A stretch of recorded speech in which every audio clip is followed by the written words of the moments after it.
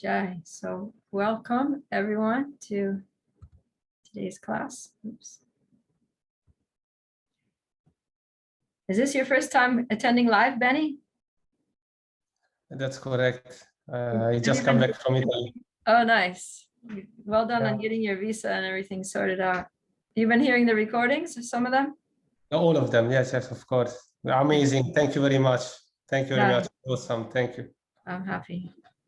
Okay, so today we're talking about the birth and childhood pastimes of Lord Caitanya in Navadvip, and we'll get all the way up to his marriage, time of his marriage. So we're going to go through this a little fast. There's so much. You could have multiple classes on his childhood pastimes, but we're going to have to kind of fly since we have limited days for this.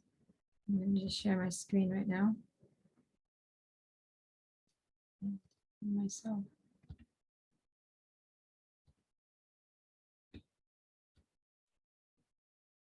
Here we have a nice picture of little baby Nimai, as he was called when he was small, and with his mother and father, Sachimata and Jagannath Mishra.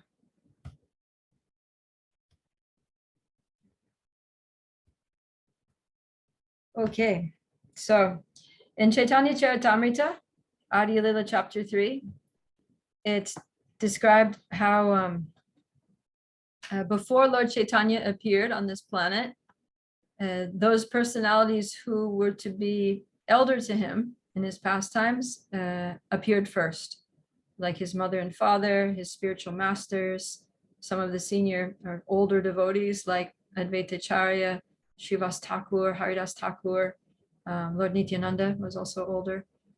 So at that time, there were very few Vaishnavas on the entire planet. And for the most part, everyone was just engrossed in material activities and sense gratification. You know, some of them were seeking sense enjoyment through pious means, like worshiping demigods or doing rituals, religious rituals, and others through sinful means.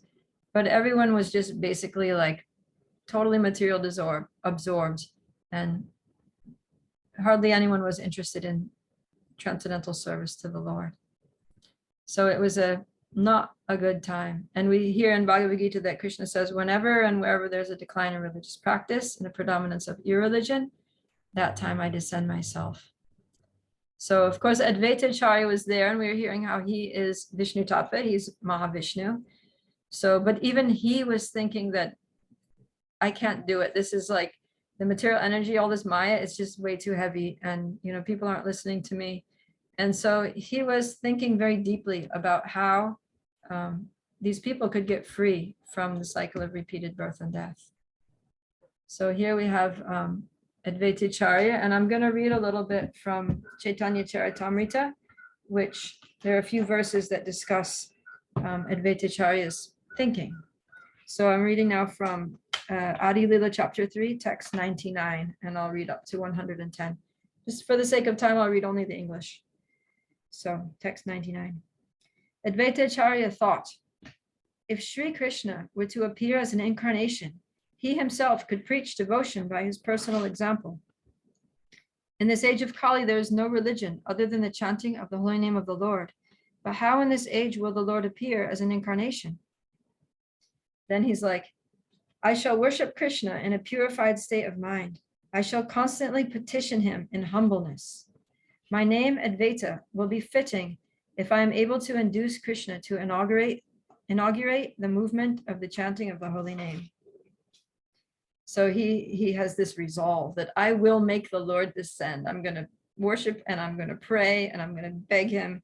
And he, by the power of his devotion, he wants to bring the Lord to descend. That's how he's thinking. Then continues from text 104. Sri Krishna, so Advaita Acharya is, he's actually remembering a verse from Shastra, from a book called the Gautamiya Tantra, wherein it says, Sri Krishna, who is very affectionate towards his devotees, sells himself to a devotee who offers him merely a tulsi leaf and a palm full of water. Advaita Acharya considered the meaning of the verse in this way. Not finding any way to repay the debt he owes to one who offers him a tulsi leaf and water, Lord Krishna thinks, there is no wealth in my possession that is equal to a tulsi leaf and water. So it just shows how dear tulsi is to Krishna. Thus the Lord liquidates the debt by offering himself to the devotee. So this is Advaita, he read this verse and he was reflecting on the meaning of this verse. And it says, considering in this way, the Acharya began worshiping the Lord. So he started, he said, thinking of the lotus feet of Sri Krishna, he constantly offered tulsi buds in water from the Ganges. He appealed to Sri Krishna with loud calls and thus made it possible for Krishna to appear. Therefore, the principal reason for Sri Chaitanya's descent is this appeal by Advaita Acharya. The Lord, the protector of religion, appears by the desire of his devotee. So that's how Advaita Acharya took it upon himself to, according to this verse from Shastra, follow it perfectly, intensely, with concentration, and call the Lord to come. Of course, the Lord had his own reasons for coming. We discussed those earlier, but this was an external reason. So then Lord Chaitanya appeared in this world. He was born just after moonrise, and the date was February 18th, 1486. And on that night, it was a full moon, but it was a complete lunar eclipse. So the moon was completely blocked out by the dark planet, which is called Rahu, which is an inauspicious planet. So in everybody else's minds, this day was inauspicious, but actually it was most auspicious because it was perfectly suitable for Lord Chaitanya's appearance. Because what happens is that when there's an eclipse, then people think, oh, in order to counteract the evil influence of this eclipse, let's go to a holy place, let's go bathe in a holy river and chant the holy names of the Lord. So that's what they were doing. At that moment when Lord Chaitanya appeared, everybody in Navadvip was standing like in water up to the waist or up to the chest, or at least up to the knees, and chanting the holy names of the Lord to try to protect themselves from the inauspicious influence of the eclipse. So that was the how Lord Chaitanya, even before his appearance, he just everybody was chanting. So he appeared in order to inaugurate this process of chanting the holy names, and he appeared amidst the chanting of the holy names. And so this eclipse thing, it was just arranged basically to create the perfect circumstances for the Lord's appearance. And then even the moon itself, because the moon is not just like a rock floating in space, but there's also a presiding deity of the moon. So the moon was having his own thoughts on this grand occasion. And I'll read that here. So I'm reading now Adi Lila chapter 13, text 91. When the spotless moon of Chaitanya Mahaprabhu became visible, what would be the need for a moon full of black marks on its body?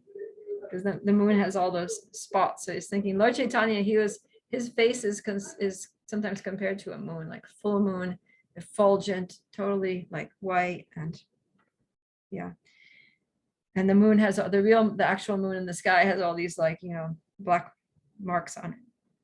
Considering this, Rahu, the black planet, covered the full moon, and immediately vibrations of Krishna, Krishna, Hari inundated the three worlds. All the people thus chanted the Hare Krishna Mahamantra during the lunar eclipse, and their minds were struck with wonder. When the whole world was thus chanting the holy name of the Supreme Personality of Godhead, Supreme Personality of Godhead, Krishna in the form of Gaurahari advented himself on the earth. The whole world was pleased. While the Hindus chanted the holy name of the Lord, the non-Hindus, especially the Muslims, jokingly imitated the words. So all the Hindus were in the Ganga chanting, and then the Muslims, they would see them chanting, and then they would mock them by chanting, oh, Hare Krishna, Hare Krishna. So in that way, everyone was chanting. While all the ladies vibrated the holy name of Hari on earth, in the heavenly planets, dancing and music were going on, for the demigods were very curious. In this atmosphere, all the 10 directions became jubilant, as did the waves of the rivers. Moreover, all beings, moving and non-moving, were overwhelmed with transcendental bliss. Thus, by his causeless mercy, the full moon, Gorahari, rose in the district of Nadia, which is compared to Udayagiri, where the sun first becomes visible. His rising in the sky dissipated the darkness of sinful life, and thus the three worlds became joyful and chanted the holy name of the Lord. At that time, Sri Advaita Acharya Prabhu in his own house at Shantipur was dancing in a pleasing mood. Taking Haridas Thakur with him, he danced and loudly chanted Hare Krishna. But why they were dancing, no one could understand. So Advaita Acharya and Haridas Thakur, they could understand that the Lord had appeared. And then these are Lord Chaitanya's parents, Sachi Mata and Jagannath Mishra. And there's a book called the Gaura Ganadesh Dipika, which says who all the personalities who took part in Lord Chaitanya's pastimes, who they are in Krishna Lila, in Krishna's pastimes in Goloka Vrindavan. And so it says there that Jagannath Mishra is none other than Nanda Maharaj, the father of Krishna, and Sachimata is Mother Yashoda. So Krishna's, Lord Chaitanya is Krishna, and his mother, Sachimata, is Mother Yashoda in Vrajalila, and his father, Jagannath Mishra, is Nanda Maharaj in Vrajalila. So these personalities just keep coming again and again in different forms. The deities that you see here in the picture, these are actually the deities at the Yoga Pit, the birthplace of Lord Chaitanya in Mayapur, which we'll go to. So before Lord Chaitanya's appearance, Sachimata and Jagannath Mishra, they had 8 daughters who all died very shortly after their birth. And then finally they had a son who lived, and his name was Vishvarup. So Vishvarup was actually a partial expansion of Lord Balaram, who is Krishna's older brother. And it was said that later Vishvarup merged back into Lord Balaram in his form as Lord Nityananda, because Nityananda is also Balaram.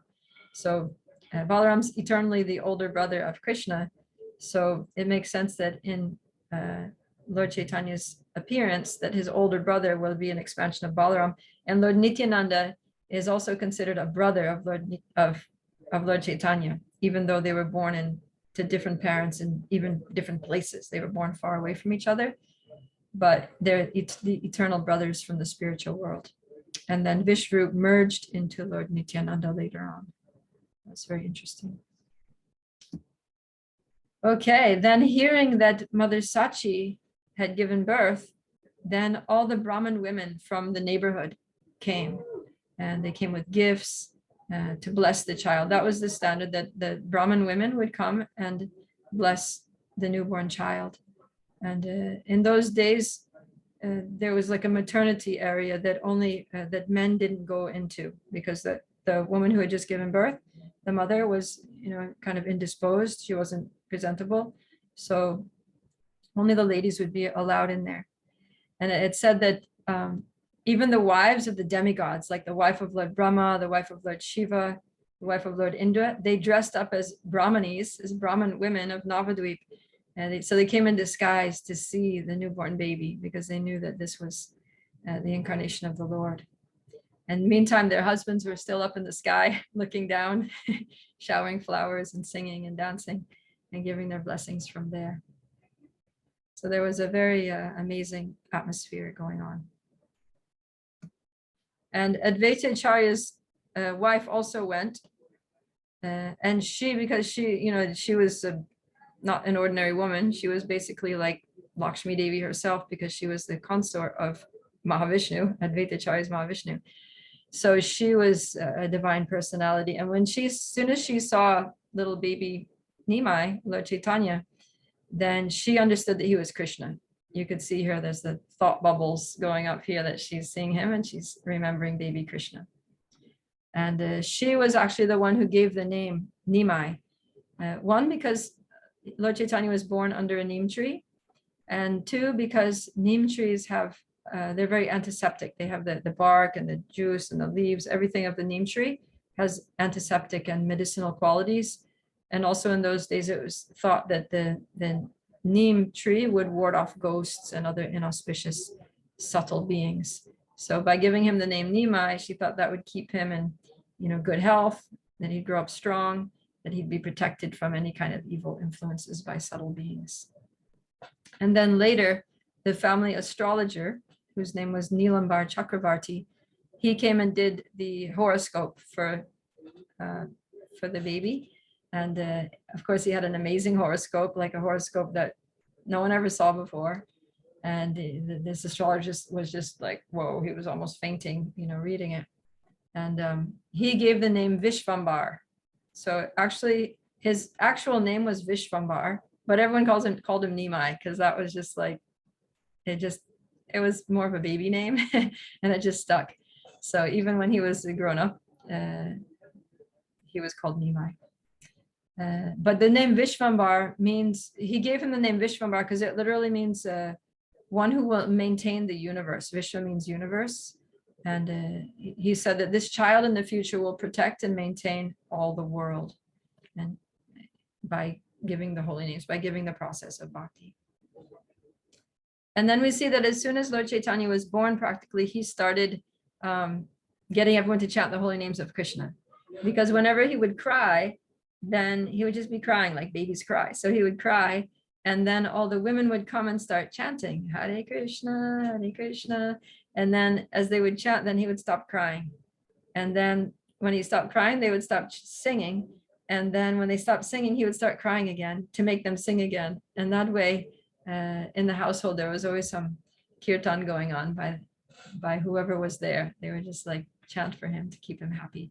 As soon as they would chant, he would start smiling and laughing and being a happy baby. So they wanted to keep him happy. They were always chanting. So then, after Lord Chaitanya's birth, a lot of mystical things started happening in the house of Jagannath Mishra and Sachi Mata. So one day, Sachi Mata walked into the room and she saw all these effulgent celestial beings, or these demigods, worshiping her baby. And she was like, what is going on? Where did these people come from? How did they get into the house? And what are they doing to my baby? And she went to call her husband. And when they came back, then they had disappeared. And she was just like, was I seeing things? Like that. And sometimes they would hear ankle bells. They would hear like the tinkling of ankle bells whenever Nimai walked, when he started walking. And they would look, and he wasn't wearing any ankle bells, but when he would walk, they would hear ankle bells. So it's just very mysterious. And Krishna would always wear ankle bells. So. And then one day, Jagannath Mishra, he was sitting in the living room, and he saw footprints on the floor that had all the marks of Lord Vishnu, like a flag and conch and thunderbolt and disc, all these little marks on the feet of Lord Vishnu. Those footprints were on his own floor. And he didn't consider for a second that it was Nimai. He thought, has our Shalagram Shila, because he worshipped the Shalagram Shila of Lord Vishnu, has our Shalagram Shila taken on the form, like a personal form, and is walking on the floor? And then with that thought, they started worshiping the Shalagram Shila with like a lot more devotion than they did before, thinking, wow, this Shalagram Shila is like manifesting and walking in our house. This is amazing. And of course, Nimai was happy to see that they were worshiping the deity with even more devotion. Then later, another day when Sachi was breastfeeding Nimai, he was kicking his feet, and she looked at his foot and she saw those symbols on his feet, which she hadn't seen before. He just like manifested them. So there are all these amazing things happening. And but despite all these uncommon signs that Nimai was some great personality, still his parents didn't treat him like that. They still, Jagannath Mishra still chastised him whenever he was naughty. And one time, even Jagannath Mishra had a dream in which one Brahmin appeared to him in the dream and said, don't you know who your son is? Can't you see that he's a great personality, and yet you think he's your son and you just chastise him like an ordinary naughty boy? And then Jagannath Mishra, in the dream, he told the Brahmin, it doesn't matter to me whether he's a demigod, a mystic yogi, or whatever, he's my son, and it's my duty to instruct him. So Jagannath Mishra, he was he was not going to let Nimai get away with it, even if he was the Supreme Personality of Godhead. He was so much in that Vatsalya Bhav, that I'm his father, and it's my duty to discipline him. So here's a nice pastime that took place when Nimai was really small. one day he was out playing with the other children his age, and they were just kind of like toddlers or maybe 4 years old or so. And Sachimata came out, his mother came out and gave him a plate with some sweets as a snack. And then she went away, and then she came back and she saw he wasn't eating the sweets, he was just eating dirt from the ground. And so she saw him with that dirt in her hand, and she took his hand and pushed the dirt out of she knocked the dirt out of his hand, and he started crying. And he said to her, he said, "Mother, why are you so angry? You've already given me dirt to eat. All these sweets are just transformations of earth. And even my own body is just a transformation of dirt. It's all just dirt. So what's the problem? Why are you, blaming me for this?" And then Sachimata said, "Who's taught you all this Mayavadi philosophy? It's not all one. If you eat the sweets, then you're going to be nourished and energized. And if you eat dirt, you're going to get sick and weak." And then she said, just like if I have a clay pot, which is made of dirt, I can put water in it and carry water. But if I just pour water on a lump of dirt, the lump will just get soaked up and I won't be able to use it. So she was, teaching Lord Caitanya this way. And then Lord Caitanya said, "Wow, Mother, why didn't you teach me this very practical philosophy before now? Why did you conceal the science of self-realization from me?" So this is pastime of Nimai that he was learning from his mother about self-realization, even though he's a Supreme Personality of Godhead. And it's funny that later, he's so much cutting through all the nonsense of Mayavad philosophy. And his first lesson against Mayavad philosophy was from his own mother. So it's just something very sweet. Then another day, he was at home, and a snake, this big cobra, slithered into the courtyard of the house where he was playing. And Nimai just started playing with it like it was a toy. And at one point, the snake coiled up, and Nimai lied down on it, just like Mahavishnu lies down on Anantashesh. And the snake was just very peaceful. It was just like letting him lie down on him, playing with him. And even though all the family, they were like practically having a heart attack, Nimai was just smiling. And so Vrindavan Das Thakur says that actually that snake was Anantashesh. It wasn't an ordinary snake. So Anantashesh is a devotee in the form of a snake who's always chanting the glories of the Lord with his thousands of hoods. And Vrindavan Das Thakur further says that anybody who hears this pastime will never be bitten by the snake of material existence. So we're all very lucky to hear this. And then, this shows how the ladies, they would keep coming. Even when he was a little older, they would come and they would do kirtan. They would come every day to Sachimata's house and do kirtan for Nimai.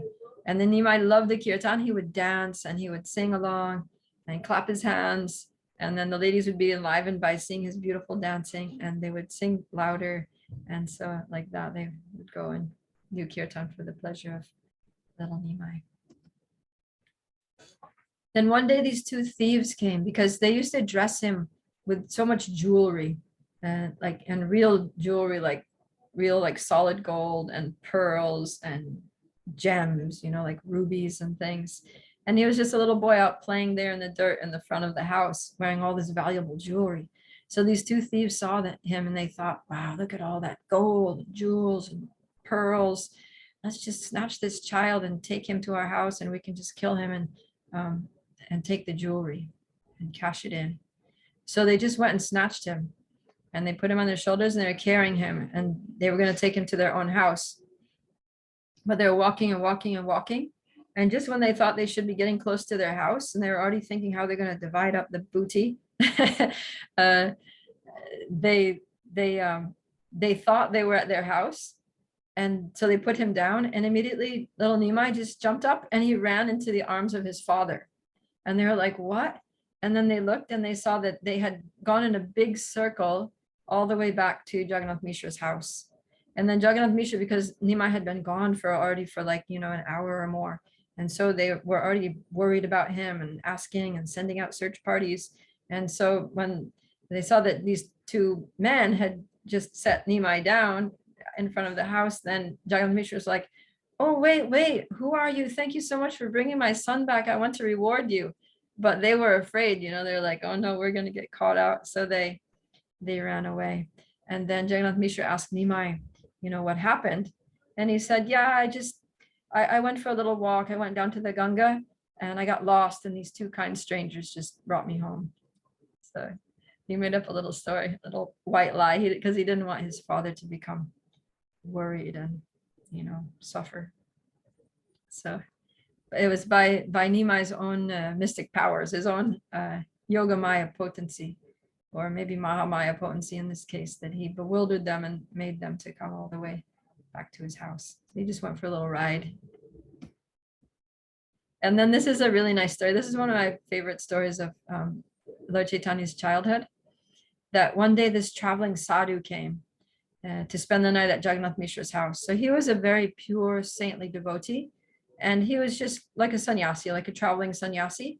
And he would come into the village, and he would, the like standard etiquette for traveling sannyasis is that they would go to the house of a Brahmin, and then they would, the Brahmin would always welcome a sannyasi into the house and give him a room, give him a place to stay, and also let him cook if he wanted to cook, because this sannyasi, he had his own deity. He had a deity of Gopal, Bala Gopal, baby Krishna. And so he had a habit that he would cook every day for his deity.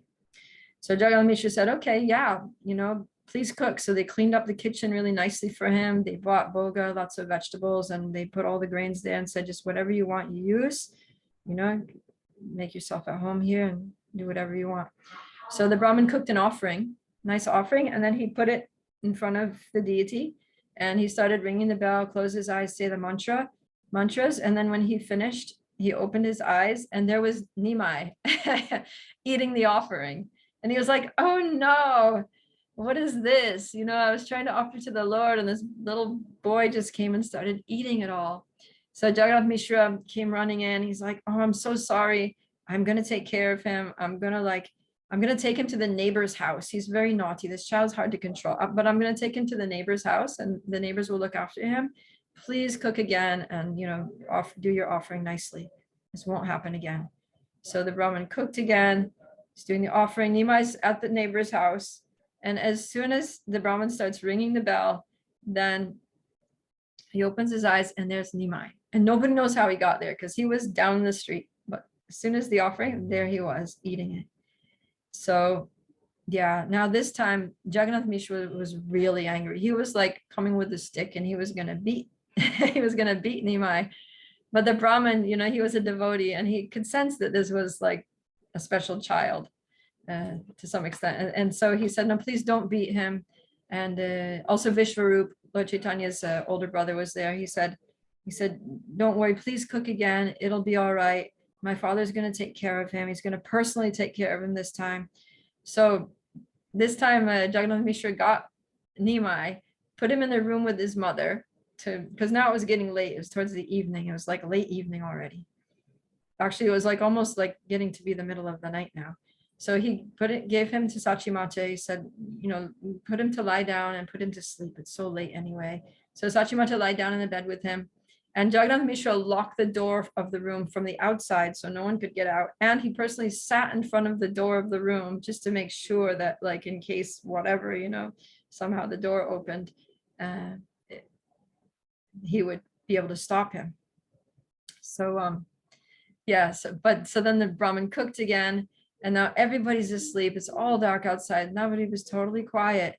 And even Jagannath Mishra fell asleep. Sachimata fell asleep. Everyone in the house was sleeping. Of course, that might have also been by the Lord's Yoga Maya potency, like the guards outside of Kamsa, in Kamsa's prison when Krishna was born. But the Brahmin did the offering, and then Nimai showed up again. There he was, somehow through the locked door, through everything. And the door was still locked, but he just mystically appeared there. And he started eating the offering. And then the Brahmin, he was just about to say something. And then Nimai, he showed his form as Krishna. He manifested his transcendental form with peacock feather and kastuba jewel and flute and, shark-shaped earrings swinging to and fro, and a pot of butter in his hand. And not only that, but the Brahmins, he saw Krishna, and he saw the whole Vrindavan Dham. He saw, the gopis and the cowherd boys and the trees and the birds and the whole scene right there before him. And Nimai said to him that, you chant my mantra to invite me to eat with so much love, so I can't resist coming. And you're always wanting to see me, you're always praying to see me. So here I am. I came to answer your prayers. And then the Brahmin just fainted, he just like on the spot lost consciousness. And then Nimai touched him and he got up, and then the Brahmin paid obeisances and grasped hold of Nimai's feet, crying and soaking Nimai's feet with tears of love. And then Nimai, he resumed his form of baby Lord Caitanya. And he said, "Oh Brahmin, you've been my servant for many lifetimes. When I appeared in Gokul in Vrindavan, you visited the house of Nanda Maharaj and you cooked rice for me. Who but my servant can see this form of mine?" But then he tells him, as long as I'm alive, as long as I'm on this planet in this incarnation, you can't tell anybody what you saw. You can't tell them that I'm Krishna. This has to be a very confidential secret. So the Brahmin promised that he wouldn't tell anybody, and Brahmins are truthful, so Nimai trusted him. And then Nimai just went into the room and snuggled up with his mother and went back to sleep. But the Brahmana, he was so ecstatic. You can imagine, he just saw the Supreme Personality of God in front of him. And now this was like Maha, like it's like super Mahaprasadam eaten by the personal like lips of Krishna. And so he started not only eating the Mahaprasadam, but like smearing it all over his body. He was like smearing himself with the rice and everything, and singing and dancing and laughing loudly and shouting out, "Jai Balagopal, Jai Balagopal." So everyone in the house woke up and they went there, and Jagannath Mishra, when Jagannath Mishra entered the kitchen, then the Brahman was like, he had to calm himself down and, try to be like sober and grave and all that. But Jagannath Mishra was just happy that the Brahmin was eating, that he had finally managed to cook and make his offering, and that he was taking prasadam and he didn't have to go to bed hungry in his home. So that Brahmin, he continued. He didn't tell anybody anything. He was dying to actually tell Jagannath Mishra, "This son of yours is Krishna," but he couldn't say anything. He was sworn to secrecy. And but he did stay in Navadvip. He stopped traveling after that. He's like, why go anywhere else when the Lord is here? And he would come every day to see Nimai and just take darshan. So Vrindavan Das Thakur also says that anyone who hears this pastime attains the lotus feet of Krishna. So we're getting very blessed here by hearing these.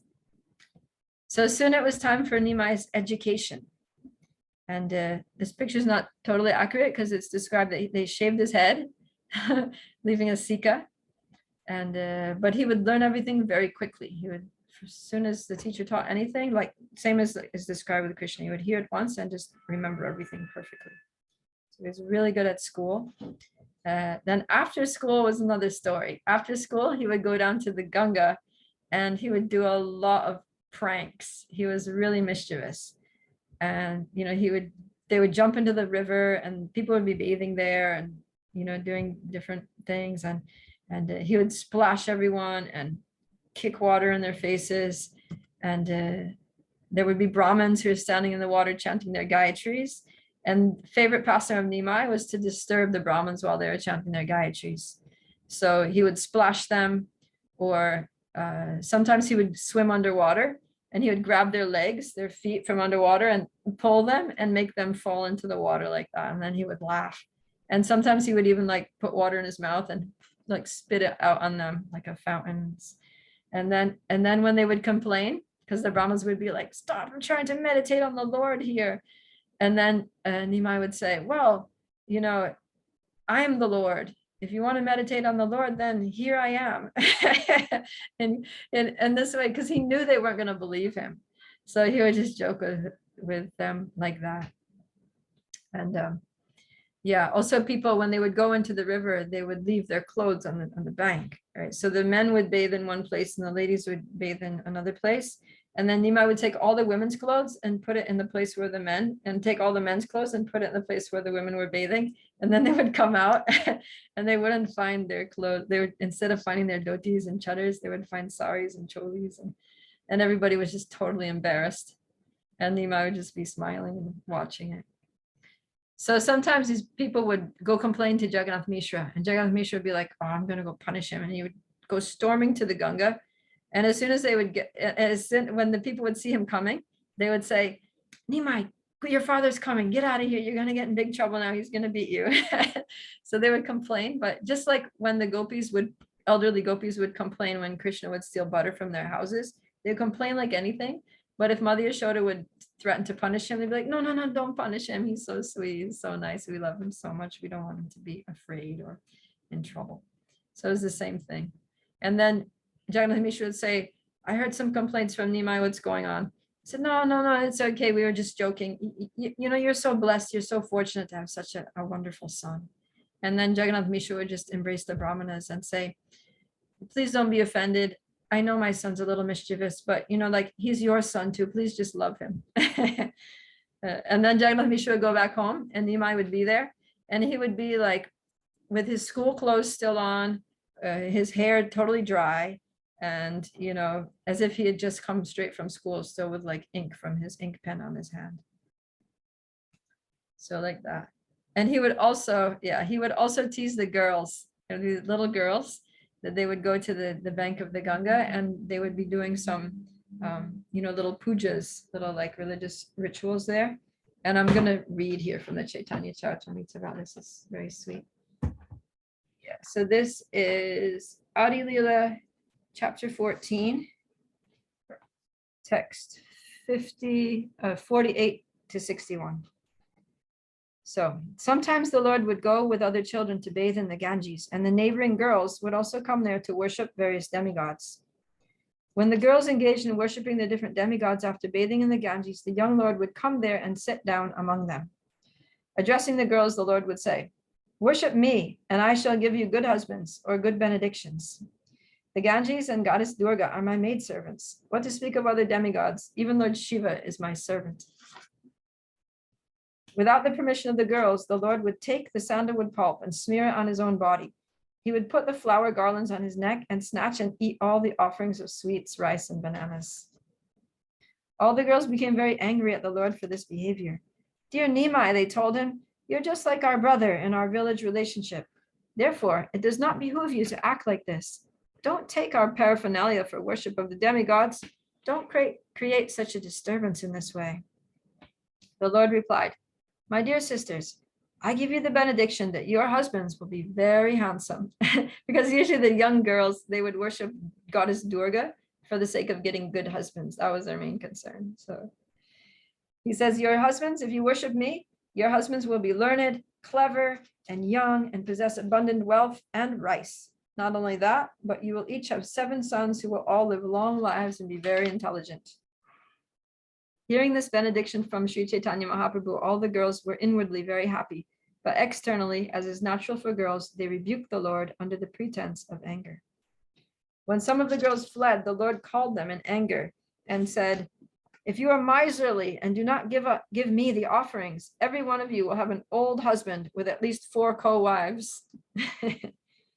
Hearing this supposed curse by Lord Caitanya, the girls, considering that he might know something uncommon or be empowered by demigods, were afraid that his curse might be effective. The girls then brought the offerings before the Lord, who ate them all and blessed the girls to their satisfaction. With this cunning behavior of the Lord, when this cunning behavior of the Lord with the girls became known to the people in general, it did not create misunderstanding among them. Rather, they enjoyed happiness in these dealings.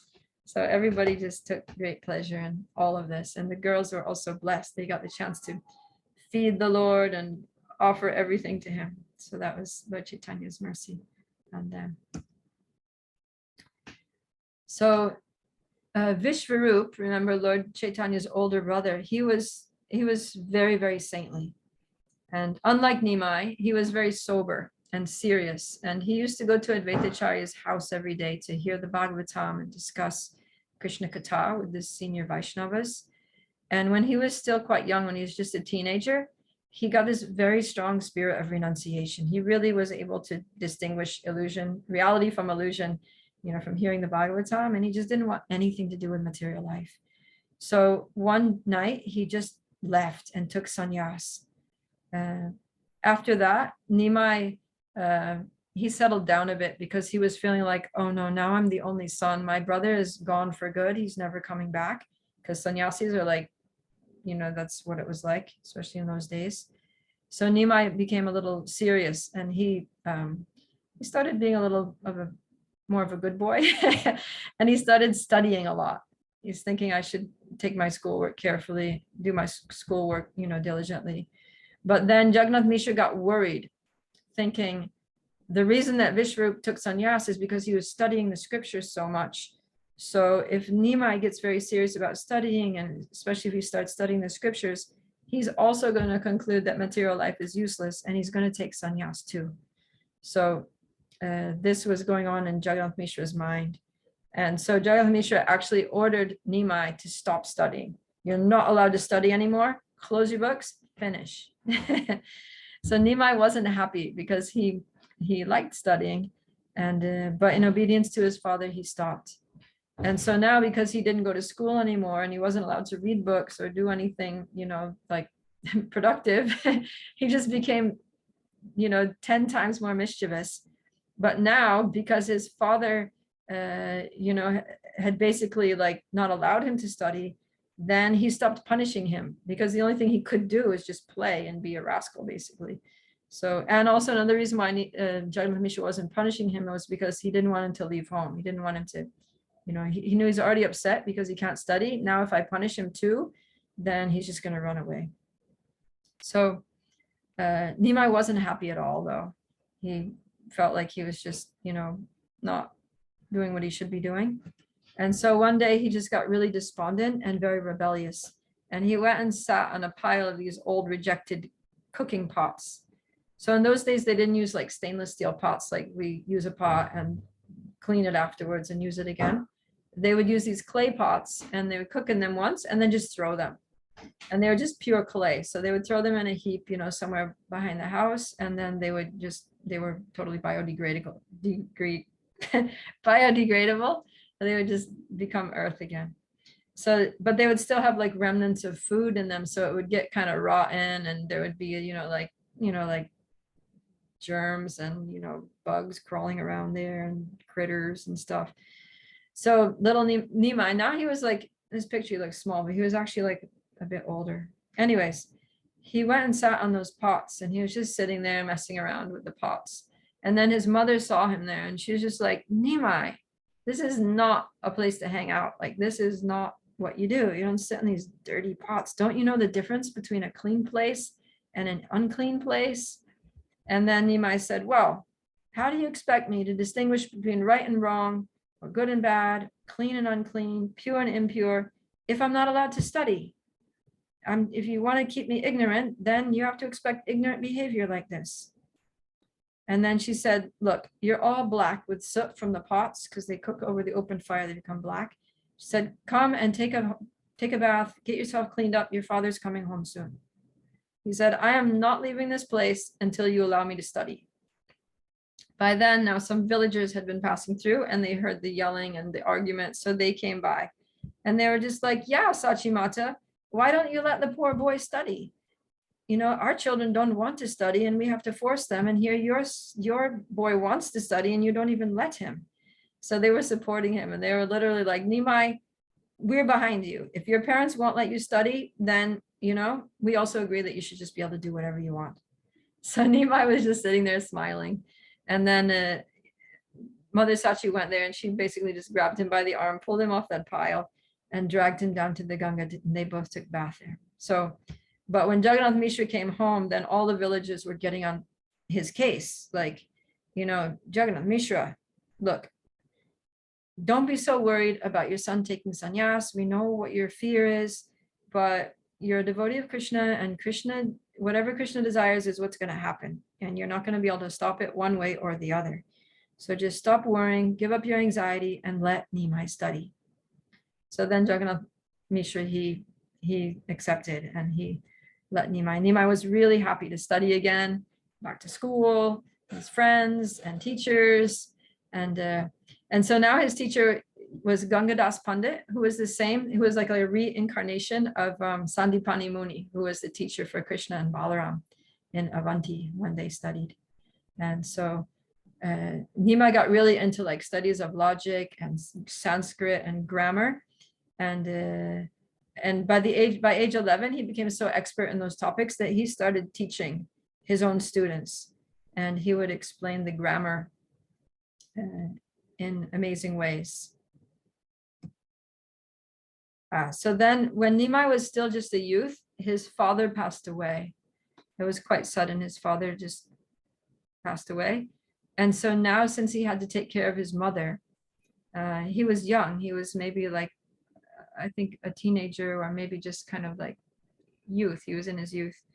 But he thought, well, now, you know, I'm the man of the house. I have to take responsibility. And it's just me and my mom here. So he thought that it would be a good idea for him to get married. That would make his mother peaceful, and they would stop worrying about him taking sannyas, and she would settle down. And she was already upset about her husband, you know, not being there. So now she would be happy that Nimai was married. So yeah, one day when he was walking back from school, he happened to see amongst those girls at the bank of the Ganga, one girl who caught his eye, and he was immediately felt something in his heart. He felt some affection for this girl, because it turns out that she's an expansion of Sita Devi. Her name's Lakshmi Priya, and she's an expansion of Sita Devi. And because he is an expansion, non-different from, not that he's an expansion, but Ram is an expansion of him, then basically Lakshmi Priya is like his eternal consort. So, and in fact, their marriage had already been arranged by the local Brahmin matchmaker. Every village then had a Brahmin matchmaker who would, you know, do the astrological charts and check the compatibility. And this Brahmin who made the match, he was the same Brahmin who negotiated the marriage between Sita and Ram back in Treta Yuga. And he was also the same Brahmin that carried the message from Rukmini to Krishna. And that way he arranged, or, you know, expedited the marriage of Rukmini and Krishna. So now he was also arranging the marriage of Nimai and Lakshmi Priya. So now Nimai, he was a married man, and he had a profession. He was a teacher. So he was already teaching before his marriage, and now he became like a big teacher. He became very famous as a scholar, and he became known as Nimai Pandit. So he started spending a lot of his time now traveling. He would travel to different villages, and he would lecture, and he would debate with other scholars. And in those times, if you lost in a debate, then the person became your disciple. The person that you defeated became your disciple. All of his followers became your students. And this way he was getting a huge following of students. And one day he met this very famous scholar named Keshava Kashmiri. This Keshava Kashmiri, he was such a scholar because he worshipped goddess Saraswati, the Mother Saraswati, the goddess of learning. And so he was blessed by Mother Saraswati that, you know, perfect Sanskrit poetry would just roll off his tongue whenever he spoke. And no one could, you know, outdo him in terms of his like poetic recitations and things.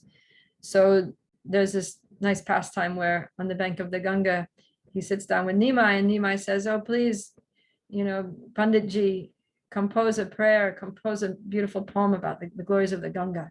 And he immediately spoke like 100 stanzas.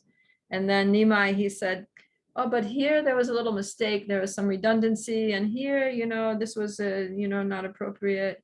And like that, he pointed out a few faults. And then Keshava Kashmiri was like, what? How could you even like, you know, remember all those stanzas? What to speak of the literary faults? And he was just like, and also he was thinking, how could I make such faults? How could I make mistakes? You know, Mother, what's happening? Mother Saraswati is not blessing me. So that night, Keshava Kashmiri had a dream in which Mother Saraswati appeared to him and said, you know, I always help you, but what can I do? This Nimai is my Lord. And so if I have to be obedient to his will. So if he wants me to make some mistakes, then I have to make some mistakes. And that's why you made mistakes.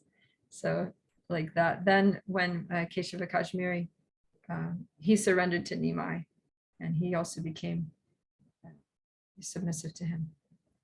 So, but because Nimai was traveling so much, sometimes he would go for long, long periods of time.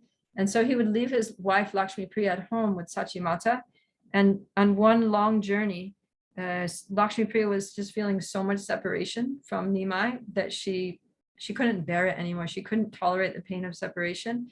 And she left her body. She literally like left the world. So that was a big thing. Nimai came home, and his new wife was not there. She had passed away, and Sachimata was not happy. So Lord Chaitanya consoled his mother, and soon after he got married again, just to please his mother. And this time it was with Vishnu Priya, who was also an expansion of the goddess of fortune, Lakshmi.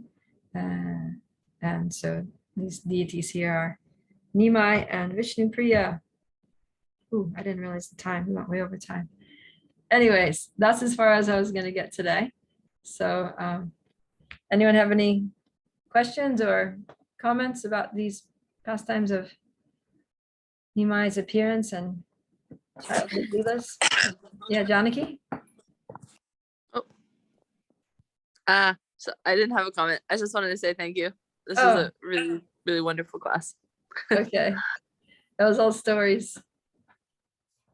So good. So tomorrow we're going to continue with stories of Lord Chaitanya's life, and we'll talk about his initiation, how he meets his guru, how he gets initiated, what happens to him after he gets initiated, how there's like a big transformation in his personality and his activities, and then how he begins to spread the Sankirtan movement in full force. So that'll be exciting. Yeah, Benny? I have a question, Mataji. You know that in Pastimes you show the picture where Lord Chaitanya is sitting in the mud and her mother is chastising her Mayavada, Mayavada philosophy. I've seen a little flute on the ground, and I was wondering, did the Lord Chaitanya was playing the flute, or just I don't know. It might have just been the artist's edition. just the artist? It could be. I never heard that Nimai played a flute, but I mean, maybe someone just gave him one to play with, you know? I was just curious, maybe. I read something in the Caitanya Bhagavat where Nimai would be outside and Sachimata would hear flute music coming from the direction of where he was, but she would look and no one was playing the flute and he was just sitting there. But it was like another one of those mystical things, you know, that she would hit the ankle bells, the flute, but she just couldn't put two and two together. Yeah. Thank you. Yeah, sometimes the artists, they have, you know, the scriptures describe it one way and then the artist just kind of like puts a few things in there by their own, you know, ecstasy. But yeah. Fair enough. Okay, Jai. Well, thank you for coming, and come again tomorrow. Thank you. Haribo. Srila Prabhupada thank ki Jai. Yeah. Bye. Gaur Premanandi. Hari Hari. Haribo. Haribo.